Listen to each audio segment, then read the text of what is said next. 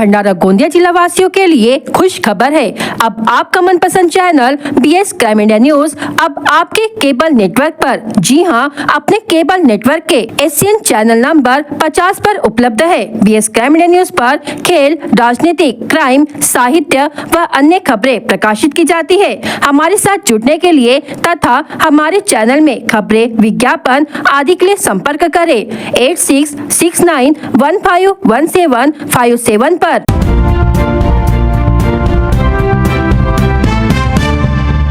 Gosekhurd dam से वनगंगा नदी में बाढ़ नियंत्रण हेतु आज 11 बजे 5 गेट खोलकर अनुमानित 530 क्यूमेक्स पानी नदी में छोड़ा गया। दोनों जल विद्युत परियोजनाओं का 178 क्यूमेक्स विसर्ग मिलाकर कुल लगभग 708 क्यूमेक्स पानी नदी में छोड़ा गया। नदी क्षेत्र में आवाजाही करने वालों से अनुरोध है कि सावधानी बरते और सतर्क रहने का जिला आपदा प्रबंधन की ओर से आह्वान किया गया है।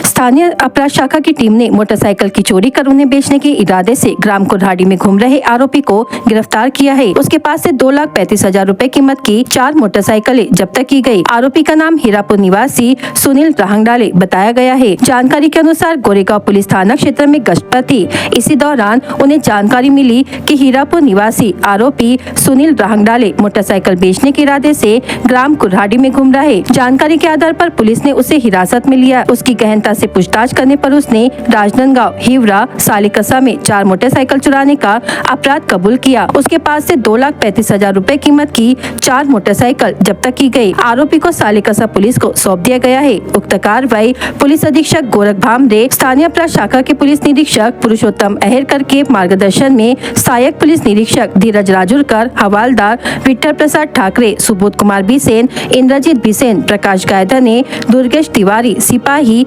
हंसराज भांडारकर, छगन विठले, राम खंदारे ने की है।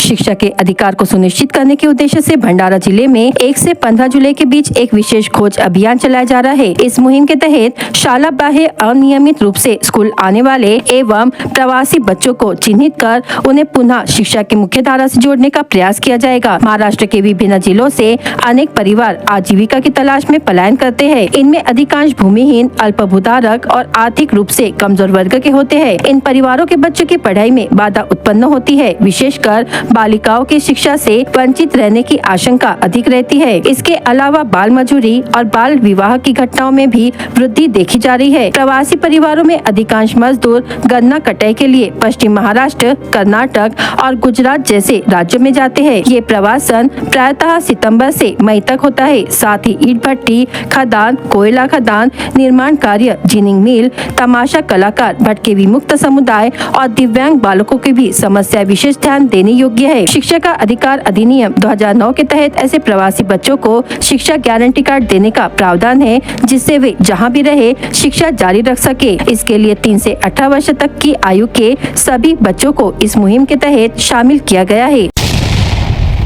बाला साहेब ठाकरे गोरेवाड़ा अंतर्राष्ट्रीय प्राणी संग्रहालय में अब अफ्रीकन सफारी का अनुभव लिया जा सकेगा। इस संबंध में FDCM गोरेवाड़ा जू लिमिटेड और नेशनल बिल्डिंग कंस्ट्रक्शन कॉर्पोरेशन के बीच मुख्यमंत्री देवेंद्र फडणवीस और वन मंत्री गणेश नाइक की उपस्थिति में समझौता ज्ञापन पर हस्ताक्षर किए गए। इस संबंध में मंगलवार को विधानसभा भवन मुंबई में समिति सभागार में बैठक का आयोजन किया गया था। NBCC के अध्यक्ष एवं प्रबंध निदेशक KPS स्वामी, कार्यकारी निदेशक प्रवीण डोईफोडे, महाराष्ट्र वन विकास महामंडल के प्रबंध निदेशक नरेश झुरमुरे और FDCM गोरेवाड़ा जू लिमिटेड के मुख्य कार्यकारी अधिकारी चंद्रशेखरन बाला ने MOU पर हस्ताक्षर किए। इस अवसर पर वन विभाग के अपर मुख्य सचिव मिलिंद महेश्कर और मुख्यमंत्री के अपर मुख्य सचिव विकास खड़गे भी उपस्थित थे। मुख्यमंत्री फडणवीस ने गोरेवाड़ा जू में अफ्रीकन सफारी शुरू करने के निर्देश दिए थे। उसी के अनुसार यह सफारी और प्रवेश द्वार पर प्लाजा विकसित किया जाएगा।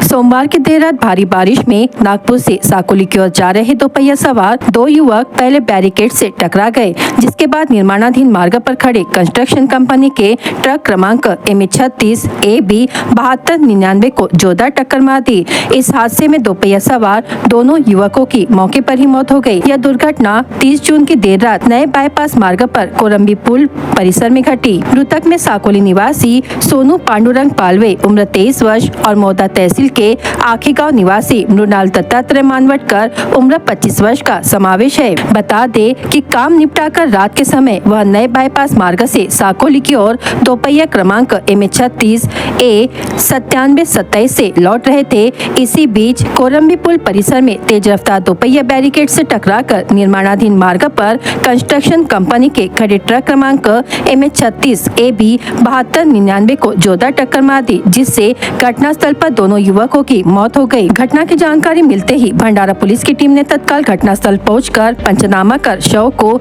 जिला अस्पताल भेजा। इस मामले में भंडारा पुलिस थाने के पुलिस निरीक्षक उल्लास भुसारी के मार्गदर्शन में आगे की जांच शुरू है।